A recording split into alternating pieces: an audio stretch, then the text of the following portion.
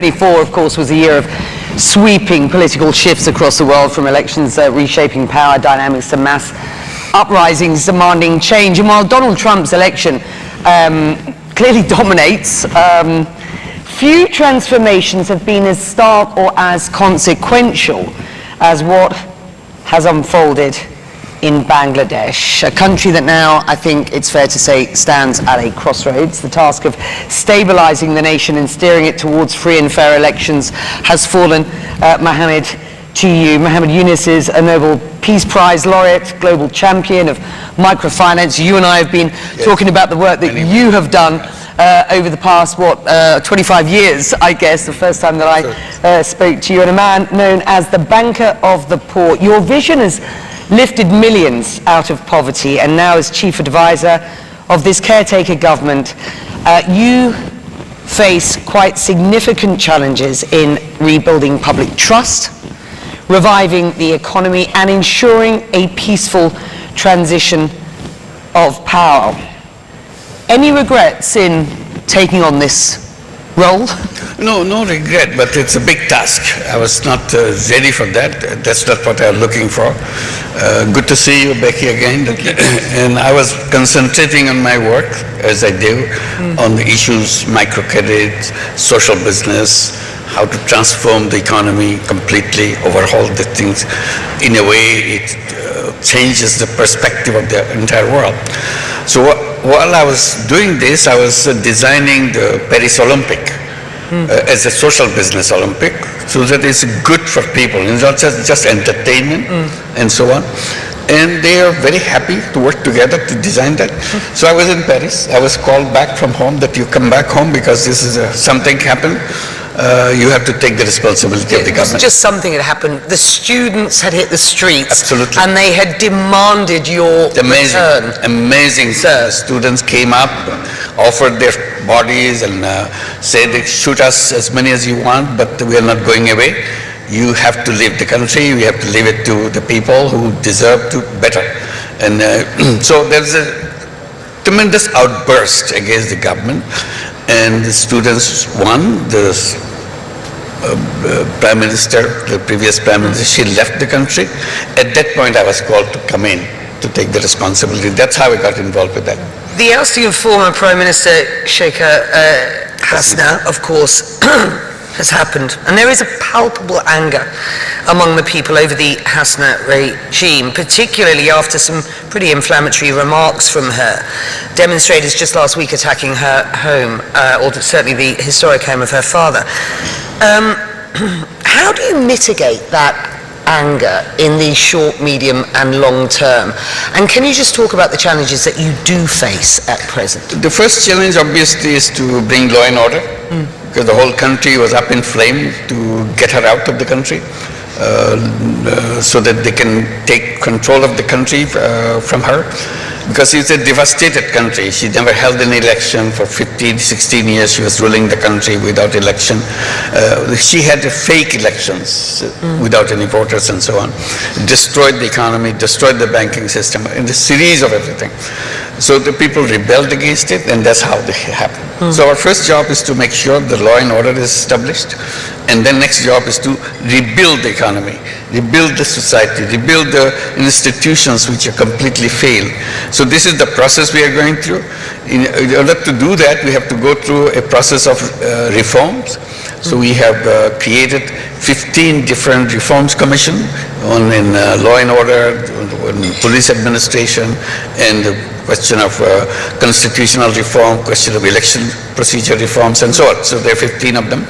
They are reporting back with the suggestions, their recommendations, what needs to be done. So now we have what we call consensus building commission, so that we go to the political parties and so on, see which are the recommendations all agree, so that we take that as a charter and then implement that and hold an election. Election will be held as early as probably December of this year. Any intention to continue in a leadership position through those elections and beyond? You were called back for this. You said it wasn't a role that you were looking at. I still not the one to look at. I made it very clear. When my job is done, hand over the responsibility to the elected government. I go back to what I enjoy doing most. This is what I've dedicated my life. I want to continue with that. Can you just explain the main economic challenges that Bangladesh faces at present? What have you identified? And you've talked about the progress, not least in announcing plans for elections to be held in late 2025 or early 2026. What are the sort of fundamental issues that you need to work on with regard to the economy? When you have an earthquake, everything falls apart, everything gone. So after the earthquake, you try to take brick by brick, build it again. This is our situation. The economy, society, administration, everything fell apart. So our job is to rebuild each piece by piece. To give an example, the banking system. Banking system was kind of completely collapsed. $16 billion were taken away from the banking system. Stolen from the banking system. And in total, there are $17 billion per year which has been shifted away from Bangladesh by over-invoicing, under-invoicing, and all kinds of corrupt practices and so on. So the banking system is on the verge of collapse, our economy is on the verge of collapse, and we have to rebuild those things. Our international reserve situation fell to the deepest point, so we have to rebuild that on the economic side. And people have to continue with life so that they can survive with that. So economy is number one, law and order is another one, and then build the institutions, schooling, educations, and everything else. It's an exhausting process. You also pledged in what was your inaugural address to investigate alleged human rights violations, enforce disappearances from the prior regime. You have also called for the extradition of Sheikh Hasina.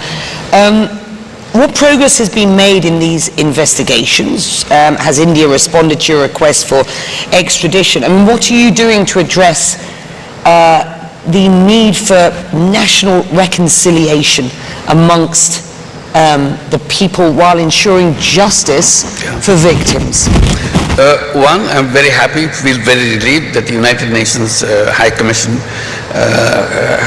for Human Rights published just a report on Bangladesh, documenting everything I just said about the killing, about the disappearance of people, torture chambers, how students were shot by the police and army under the order of the Prime Minister. So they vividly recorded that. So we don't have to go and tell the public and the world that, look, we are saying that these are all fabricated. So we have a United Nations document on that. So that's a relief. We have to start rebuilding those faults that we have in the system so that it doesn't repeat that. So this is one of the things that we want to make sure. And the other things is broad international support that we got from everywhere. Everybody wanted to support that, to rebuild. We say we want to build a new Bangladesh. The old Bangladesh is completely corrupt. It's a corruption ridden.